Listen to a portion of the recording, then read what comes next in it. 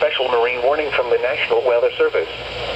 The National Weather Service in Chicago has issued a special marine warning for nearshore waters from Winthrop Harbor to Michigan City, open waters from Winthrop Harbor to Michigan City out to mid-lake until 8:30 p.m.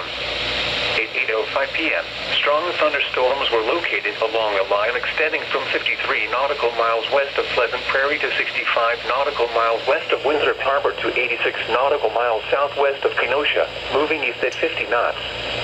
Hazard, wind gusts to nearly 50 knots. Source, radar indicated.